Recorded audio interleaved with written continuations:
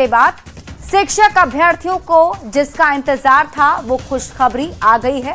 BPSC ने TRE 4 का notification जारी कर दिया है, यानी अब बिहार में नौकरी की बहार आने वाली है। TRE 4 के तहत कुल 32,388 पदों पर शिक्षकों की बहाली होगी।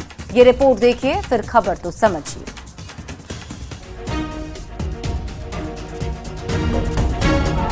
शिक्षक अभ्यर्थियों को जिसका इंतजार था वो घड़ी आ गई है। TRE 4 के नोटिफिकेशन का इंतजार खत्म हो गया है। शिक्षक अभ्यर्थियों के लिए बड़ी खुशखबरी है।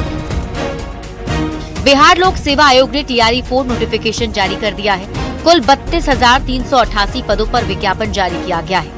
न्यूज 18 ने मंगलवार सुबह से ही ये खबर आपको दिखा दी। अब बीपीएससी ने इस पर मुहर लगा दी है। अब अभ्यर्थियों के शिक्षक बनने का रास्ता साफ हो गया है। सरकार ने अपने वादों के मुताबिक TRE 4 का नोटिफिकेशन जारी कर दिया है। शिक्षक बनने की तैयारी कर रहे अभ्यर्थियों के लिए ये बड़ा मौका है। लंबे समय से TRE 4 के विज्ञापन का इंतजार किया जा रहा था। TRE 4 के नोटिफिकेशन को लेकर अभ्यर्थियों का आंदोलन भी चल रहा है। पटना के गर्दनीबाग में मंगलवार को सैकड़ों अभ्यर्थी धरने पर बैठे रहे। TRE 4 विज्ञापन और एकल परीक्षा की मांग को लेकर पटना में महाधरना शुरू किया गया है, लेकिन सरकार ने तय समय में नोटिफिकेशन जारी कर अभ्यर्थियों को बड़ी राहत दी है। बिहार में एक बार फिर नौकरी की बहार है। TRE 4 का नोटिफिकेशन अभ्यर्थियों के लिए बड़ी खुशखबरी लेकर आया है। न्यूज 18 के लिए पटना से रजनीश कुमार की रिपोर्ट। और अब आप पूरी खबर विस्तार से समझिए। TRE 4 की बहाली देखिए बड़ी खबर है और इसी का इंतजार बेसब्री से अभ्यर्थी कर रहे थे। हम आपको अब पूरी खबर विस्तार से समझाते हैं कि शिक्षक बहाली को लेकर बिहार में इतना क्रेज क्यों है।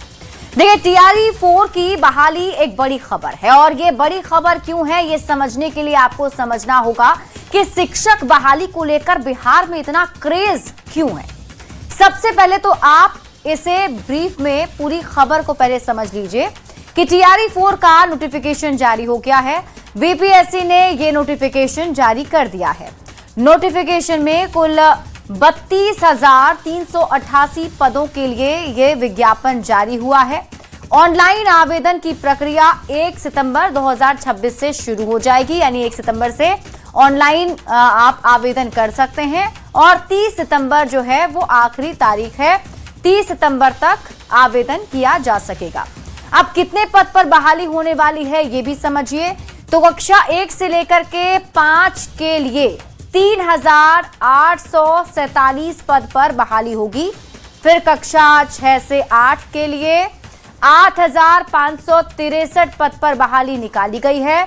कक्षा 9 से 10 के लिए 3,877 पद पर बहाली होगी और कक्षा 11 से 12 के लिए 16,101 पद पर बहाली निकाली गई है, यानी कुल 32,388 पदों पर बहाली होने वाली है। अब आप ये समझिए कि एक सरकारी शिक्षक का वेतन कितना होता है। तो कक्षा 1 से लेकर 5 के जो शिक्षक हैं, यानी 1 to 5 जो पढ़ाते हैं, उनके जो शिक्षक हैं उन्हें कम से कम 42,250 रुपए वेतन मिलता है। कक्षा 6 से 8 के जो शिक्षक हैं उन्हें कम से कम 47,200 रुपए वेतन के तौर पर मिलते हैं। कक्षा हाई स्कूल के शिक्षक को कम से कम 52,150 रुपए मिलते हैं। कक्षा 10+2 के शिक्षकों को 53,800 रुपए मिलते हैं। और अब आप खबर तो समझिए कि शिक्षक बहाली को लेकर बिहार में इतना क्रेज क्यों है। देखिए, बिहार में सरकारी नौकरी का बहुत ज्यादा ही क्रेज है और सबसे ज्यादा सरकारी नौकरियां शिक्षा विभाग में ही निकलती है। कम से कम 40 से 50 हजार शुरुआती वेतन होता है। अपने गृह जिले में ही अपने घर के पास नौकरी का मौका मिल जाता है। पर्व त्योहार के साथ गर्मी और सर्दी की छुट्टियां मिल जाती है। यही वजह है कि बिहार में शिक्षकों की भर्ती को लेकर इतना इंतजार होता है और इसीलिए TRE 4 का भी अभ्यर्थी इंतजार कर रहे थे। बढ़ते हैं आगे और बात अगली खबर की। झारखंड सरकार की ओर से JPSC JSSC परीक्षा रद्द करने का ऐलान कर दिया गया है, लेकिन छात्र CBI जांच की मांग को लेकर आंदोलन पर 25वें दिन भी डटे हुए हैं। अब वे परीक्षा व्यवस्था को दुरुस्त करने पर जोर दे रहे हैं। इधर सरकार के आदेश के बाद सीजीएल के सफल अभ्यर्थी प्रोजेक्ट भवन के बाहर धरने पर बैठे हैं। काम पर जाने से रोके जाने पर नाराज हैं, तो छात्रों के मुद्दे पर राजनीति भी चरम पर पहुंचती दिख रही है। ये रिपोर्ट देखिए, फिर खबर तो समझिए। आप लोगों का समय आधा घंटे के लिए आप कॉन्सेंट पे हैं। झारखंड में जेपीएससी जेएसएससी परीक्षा में गड़बड़ी के खिलाफ जारी छात्रों का आंदोलन असरदार रहा। सरकार की ओर से परीक्षा को रद्द करने का ऐलान किया गया। जेपीएससी की 2014 के बाद की सभी परीक्षा की जांच का ऐलान हुआ। जेएसएससी सीजीएल परीक्षा रद्द कर दी गई। साथ ही टीडीपीएल की ओर से ली गई परीक्षा को भी कैंसिल कर दिया गया। इस ऐतिहासिक जीत के बाद छात्रों में उत्साह का माहौल है, लेकिन आंदोलन 25वें दिन भी जारी है। जेएलकेएम के देवेंद्र महतो ने अनशन तोड़ दिया है। अब परीक्षा में गड़बड़ी की सीबीआई जांच की मांग जारी है। साथ ही परीक्षा व्यवस्था को भी दुरुस्त करने की मांग की जा रही है। एक तरफ जेएसएससी सीजीएल परीक्षा रद्द होने से छात्रों में उत्साह है, तो दूसरी तरफ जो अभ्यर्थी नौकरी कर रहे हैं उन पर आफत आन पड़ी है। रांची में प्रोजेक्ट भवन में जेएसएससी सीजीएल के पास अभ्यर्थी जो नौकरी कर रहे थे उनकी एंट्री रोक दी गई। इससे नाराज नौकरी कर रहे कर्मचारी धरने पर बैठ गए। भीड़ तंत्र के दबाव में फैसले का आरोप लगाया और भविष्य को लेकर आशंकित दिखे। क्या एक भीड़ आएगा और हमारा सारा हक छीन के चला जाएगा? ऐसे चलेगा क्या राज्य? ऐसे चलेगा क्या देश? ऐसे नहीं चलेगा। और अगर ऐसे चलेगा तो हम लोग भी ऐसे ही करेंगे। कोई कोड ऑफ कंडक्ट नहीं यहाँ पे लागू होगा। तरफा फैसला है सर। हम लोग को रोड में लाने के लिए एक तरफा फैसला लिया गया है। ये कहीं से भी लोकतांत्रिक, ये किसी तरह इंसाफ नहीं है। सरकार के लिए आगे कुआं पीछे खाई वाली कहावत चरितार्थ होती दिख रही है। छात्रों की मांग मानने के बाद अब सीजीएल पास अभ्यर्थियों में नाराजगी दिख रही है। अगर समय रहते बड़ा फैसला नहीं लिया गया तो छात्रों की नाराजगी कोई गुल भी खिला सकती है। न्यूज 18 के लिए रांची से संजय कुमार सिन्हा, गौरव झा, निरंजन सिंह और ओम प्रकाश के साथ ब्यूरो रिपोर्ट। और अब आप पूरी खबर विस्तार से समझिए और जो सवाल आपके मन में है उसे भी हम आपको समझाते हैं कि आखिर झारखंड में जब परीक्षा रद्द होने का ऐलान कर दिया गया तो अभी भी आंदोलन छात्रों का क्यों जारी है।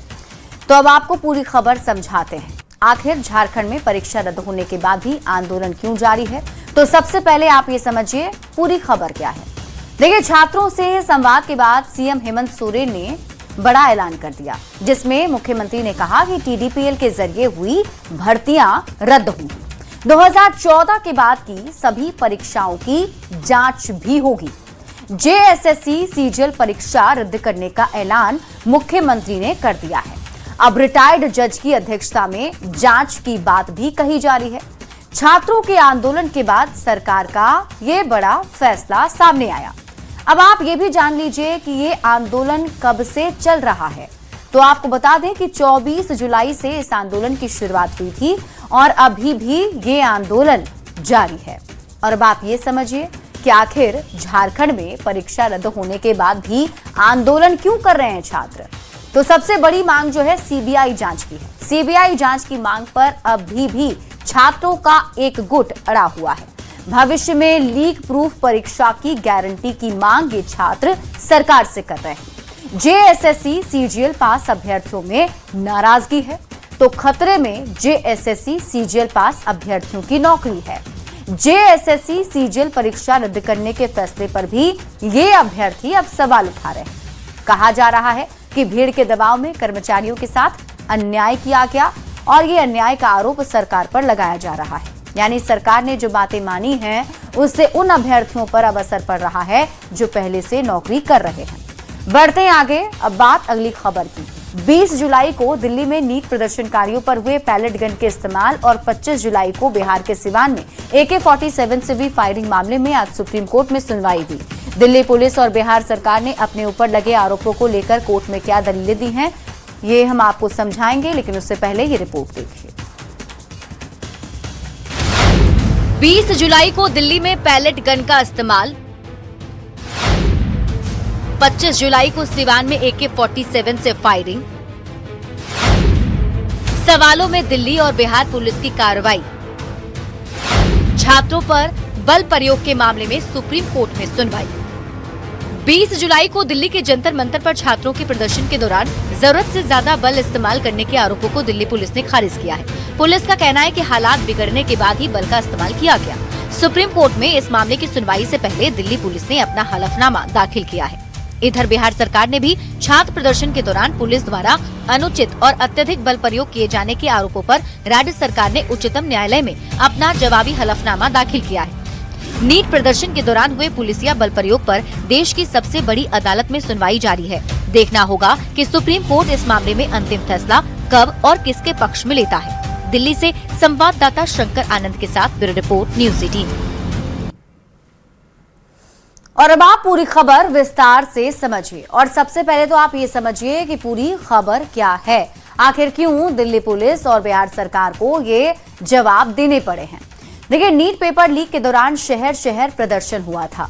कई राज्यों में प्रदर्शनकारियों ने हुड़दंग भी किया, जिसमें आपने भी देखा बिहार में भी जो प्रदर्शन है वो काफी उग्र भी हो गया था। भीड़ को नियंत्रित करने के लिए पुलिस की तरफ से बल का इस्तेमाल भी किया गया ताकि भीड़ को कंट्रोल किया जा सके। लेकिन छात्रों का और कुछ पक्षों का ये आरोप है कि पुलिस ने जरूरत से ज्यादा बल का प्रयोग छात्रों के ऊपर किया। अब दिल्ली पुलिस के पैलेट गन चलाने पर पूरे देश में विवाद हो गया। फिर बिहार में भी AK-47 से फायरिंग पर बवाल मच गया। दोनों ही मामलों में सुप्रीम कोर्ट में एक याचिका दायर कर दी गई और इसीलिए जवाब मांगा गया। अब सुप्रीम कोर्ट इस मामले में लगातार सुनवाई कर रहा है। इसी दौरान दिल्ली पुलिस ने सुप्रीम कोर्ट में अपना पक्ष भी रखा है। 20 जुलाई को जंतर मंतर के आसपास करीब 30,000 लोग मौजूद थे। दिल्ली पुलिस का कहना है कि भीड़ करीब 3 किलोमीटर के इलाके में फैली हुई थी और इसी भीड़ को संभालने के लिए करीब 5,000 पुलिसकर्मी को तैनात किया गया था। प्रदर्शनकारियों ने बैरिकेड को तोड़ा और संसद की तरफ आगे बढ़ने की ये सभी कोशिश करने लगे। अब संसद की ओर मार्च की कोई इजाजत इन प्रदर्शनकारियों को नहीं दी गई थी। हालात काबू से बाहर हो गए, धक्का मुक्की और झड़प हो गई, जिसमें 240 से ज्यादा पुलिसकर्मी और दूसरे सुरक्षाकर्मी भी घायल हुए हैं। करीब 200 प्रदर्शनकारियों को भी चोटें आई हैं। भीड़ को रोकने के लिए जरूरत के हिसाब से बल का इस्तेमाल किया गया। अब सुप्रीम कोर्ट में बिहार सरकार ने क्या जवाब दिया, ये भी समझिए। तो पुलिस जवान ने आत्मरक्षा में AK-47 से फायरिंग की थी, ये जवाब बिहार सरकार की तरफ से दिया गया है। मतलब AK-47 का जो यूज किया गया वो आत्मरक्षा में किया गया, ये बातें बिहार सरकार की तरफ से कही गई हैं। और ये भी कहा गया कि AK-47 से किसी को गोली नहीं लगी। फायरिंग के आरोपी जवान को सस्पेंड कर दिया गया है और आरोपी जवान के खिलाफ विभागीय कार्रवाई भी की जा रही है। 22 से 25 जुलाई के बीच 69 FIR दर्ज किए गए। प्रदर्शन के दौरान 500 लोगों को गिरफ्तार भी किया गया। बिना आपराधिक इतिहास वाले 222 छात्र को रिहा कर दिया गया, जिसमें 2 BDO, 3 पुलिस इंस्पेक्टर, 2 SI और 11 कांस्टेबल भी घायल हुए हैं। बिहार सरकार ने यह भी बताया कि एक BDO की आंख की रोशनी भी चली गई। बहरहाल इस मामले में सुप्रीम कोर्ट में सुनवाई अभी भी जारी है और दिल्ली पुलिस के साथ साथ बिहार सरकार ने अपना जवाब भी दे दिया है। देखना अब ये होगा कि सुप्रीम कोर्ट इस पर क्या फैसला लेता है। बढ़ते हैं आगे और बात अगली खबर की। अमेरिका में वोटिंग सिस्टम को लेकर चल रही बहस के बीच राष्ट्रपति डोनाल्ड ट्रंप ने भारत की चुनाव व्यवस्था की खुलकर तारीफ की। ट्रंप ने भारत के मुख्य चुनाव आयुक्त ज्ञानेश कुमार के साथ भी बातचीत का जिक्र करते हुए कहा, भारत जैसे विशाल लोकतंत्र में 64.6 करोड़ लोगों ने मतदान किया, फिर भी हर मतदाता के लिए वैध फोटो पहचान पत्र अनिवार्य था। ट्रंप ने कहा कि भारत में 1% से भी कम वोट डाक के जरिए पड़े, जो चुनावी पारदर्शिता का बड़ा उदाहरण है। इसी भारतीय मॉडल का हवाला देते हुए ट्रंप ने अमेरिका में वोटिंग के लिए फोटो ID अनिवार्य बनाने वाले सेव अमेरिका एक्ट को तुरंत पारित करने की मांग की है।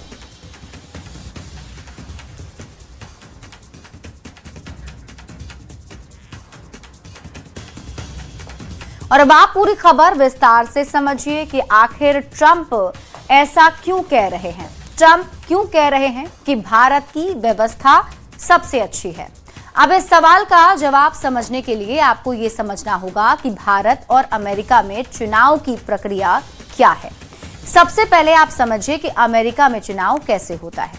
देखिए, अमेरिका में चुनाव का पहला चरण है प्राइमरी और कॉकस। सबसे पहले राजनीतिक पार्टियां अपना उम्मीदवार चुनती हैं, जिसे प्राइमरी यानी पार्टी के सदस्य वोट देते हैं। फिर होता है कॉकस, यहां पार्टी के सदस्य मिलकर चर्चा और मतदान करते हैं। इस प्रक्रिया के जरिए प्रतिनिधि चुने जाते हैं। अमेरिकी चुनाव प्रक्रिया का दूसरा चरण है राष्ट्रीय सम्मेलन। हर पार्टी राष्ट्रीय सम्मेलन करती है, प्रतिनिधि अंतिम उम्मीदवार चुनते हैं। राष्ट्रपति उम्मीदवार अपना उपराष्ट्रपति साथी चुनता है। फिर उम्मीदवार पूरे देश में प्रचार करता है। फिर आता है तीसरा चरण, आम चुनाव। अमेरिका में हर बार नवंबर में आम चुनाव होता है। जनता राष्ट्रपति और उपराष्ट्रपति की जोड़ी के लिए वोट करती है। अधिकांश राज्यों में जीतने वाले उम्मीदवार को उस राज्य के सभी चुनावी वोट मिलते हैं। और अंत में होता है चौथा चरण, इलेक्टोरल कॉलेज। इसमें कुल 538 चुनावी वोट यानी इलेक्टोरल वोट होते हैं। 270 या उससे ज्यादा वोट पाने वाला उम्मीदवार राष्ट्रपति बनता है। तो अमेरिकी चुनाव प्रक्रिया आपने समझ ली। अब आप ये समझिए कि भारत में चुनाव कैसे होता है। तो भारत निर्वाचन आयोग चुनाव की तारीख तय करता है। अलग अलग पार्टियां अपने अपने उम्मीदवार खड़े करती है। निर्दलीय उम्मीदवार भी चुनाव लड़ सकते हैं, मतलब अगर कोई किसी पार्टी से नहीं भी है तो अकेले भी चुनाव मैदान में उतर सकता है। उम्मीदवार और पार्टियां जनता के बीच फिर प्रचार करने के लिए पहुंचती है, यानी जनता को अपने बारे में बताती है। जनता मतदान केंद्र पर जाकर फिर वोट डालती है। मतदान के लिए हर एक व्यक्ति के पास एक आईडी जरूर होती है, जो है वोटर आईडी। भारत में आमतौर पर ईवीएम से ही वोट डाला जाता है। 18 साल या उससे अधिक उम्र के पात्र नागरिक वोट दे सकते हैं। मतदान के बाद तय दिन पर वोटों की गिनती होती है। अपने क्षेत्र में सबसे ज्यादा वोट पाने वाला विजेता बनता है। अब आप भारत और अमेरिका की व्यवस्था में फर्क समझिए। भारत में जनता सीधे अपने क्षेत्र के सांसद को चुनती है, जबकि अमेरिका में जनता के वोट से इलेक्टोरल कॉलेज का चुनाव होता है। भारत में सबसे ज्यादा वोट पाने वाला उम्मीदवार जीतता है, तो वहीं अमेरिका में 270 से ज्यादा इलेक्टोरल वोट पाने वाला राष्ट्रपति बनता है। अब आप खबर तो समझिए, आखिर ट्रंप क्यों कह रहे हैं कि भारत की व्यवस्था सबसे अच्छी है। तो ट्रंप ने भारत की चुनाव व्यवस्था की तारीफ की है, यानी उन्होंने भारत में होने वाले चुनावी प्रक्रिया को बेहतर बताया है। भारत में मतदान के लिए वैध फोटो पहचान पत्र अनिवार्य है और पोस्टल बैलेट का इस्तेमाल बहुत कम होता है। उन्होंने ये भी कहा कि सेव अमेरिका एक्ट पास करने की वकालत भी ट्रंप ने की है और भारत के इस यानी ये जो चुनावी मॉडल है, इसका उदाहरण दिया गया है। अमेरिका के मुकाबले भारत की चुनाव प्रक्रिया ज्यादा सरल है और जनता का हर एक वोट चुनाव में अहम होता है। तो ट्रंप ने भारत के चुनावी मॉडल की तारीफ की और इसे एक उदाहरण के तौर पर रखते हुए बेहतर बनाने के साथ साथ अमेरिका में भी इसे लागू करने की वकालत की है। बढ़ते हैं आगे और अब बात अगली खबर की। दरभंगा एयरपोर्ट पर जेडीयू के राष्ट्रीय कार्यकारी अध्यक्ष संजय झा ने निर्माणाधीन नए टर्मिनल भवन का निरीक्षण किया। उन्होंने अधिकारियों के साथ निर्माण कार्य की प्रगति की जानकारी ली और बाकी काम जल्द पूरा करने का निर्देश भी दिया। बता दें कि 643 करोड़ रुपए की लागत से 62,800 वर्ग मीटर में बन रहे टर्मिनल की सालाना यात्री क्षमता 30 लाख होगी। यहां 5 एरो ब्रिज और 40 चेक इन काउंटर समेत कई आधुनिक सुविधाएं होंगी। संजय झा ने कहा कि टर्मिनल की सजावट में मिथिला की कला और संस्कृति की झलक दिखनी चाहिए। जो टेक्निकल इशू जो कुछ है या एयरपोर्ट से कनेक्टिविटी की बात है या उसका क्वालिटी की बात है, मैंने आज ये भी कहा है कि जो बना रहा है तो उसका जो मेन फ्रंट है उसका फसाड में कम से कम मिथिला का रिफ्लेक्शन हो। जो कोई जैसे ही एयरपोर्ट पे पहुंचे गेट के बाहर उसको लगे कि हम आ गए हैं मिथिला में। ये कैसे पता चलेगा? आप शीशा लगा दीजिए कि ईटा लगा दीजिए, उससे क्या मतलब है? लेकिन पता कैसे चलेगा कि मिथिला में? तो और मैंने चेयरमैन एयरपोर्ट अथॉरिटी को फोन करके कहा है कि एक अच्छे उसको हायर करके इसका फ्रंट जो है फसाड, उसको पूरा एक मिथिला के लुक में डिजाइन करके दीजिए, अंदर में जो देना है दीजिए। तो देखिए, दरभंगा एयरपोर्ट के नए टर्मिनल को अब विस्तारित किया जा रहा है और इसे बहुत ही भव्य तरीके से बनाया जा रहा है। इसकी खासियत क्या रहने वाली है वो हम आपको विस्तार से अब समझाते हैं। जैसा कि आपने अभी सुना भी, संजय झा जो इसका निरीक्षण करने पहुंचे थे, उन्होंने कहा कि ऐसा टर्मिनल बनना चाहिए जहां मिथिला की झलक दिखे। तो ऐसे में क्या खास बातें रहने वाली हैं वो भी आप जान लीजिए। 643 करोड़ रुपए की लागत से ये नया टर्मिनल भवन बन रहा है। 62,800 वर्ग मीटर में ये नया टर्मिनल भवन फैला हुआ है, यानी इतना ज्यादा इसका एरिया होगा। मिथिला की पारंपरिक कला और संस्कृति की झलक भी देखने को मिलेगी। मतलब ऐसा महसूस होगा जब आप इस एयरपोर्ट पर उतरेंगे तो आपको ऐसा महसूस होगा कि आप मिथिला में आ चुके हैं। इस आधार पर इसे सजाने की बात कही जा रही है। सजावट में मिथिला की अनूठी विरासत का एहसास होगा। हर साल 30 लाख यात्रियों के आने जाने की क्षमता नए टर्मिनल पर होगी। देश विदेश से आने वाले पर्यटकों का मिथिला से सीधा जुड़ाव हो सकेगा। मिथिला क्षेत्र के पर्यटन को नई गति भी मिलेगी। उत्तर बिहार में निवेश और रोजगार के नए अवसर भी पैदा होंगे, क्योंकि मिथिलांचल का ये जो क्षेत्र है उसके लिए दरभंगा एक प्रमुख केंद्र है। और वैसे भी दरभंगा एयरपोर्ट ने अब तक बहुत सारे रिकॉर्ड भी बना रखे हैं। और इसी के साथ इस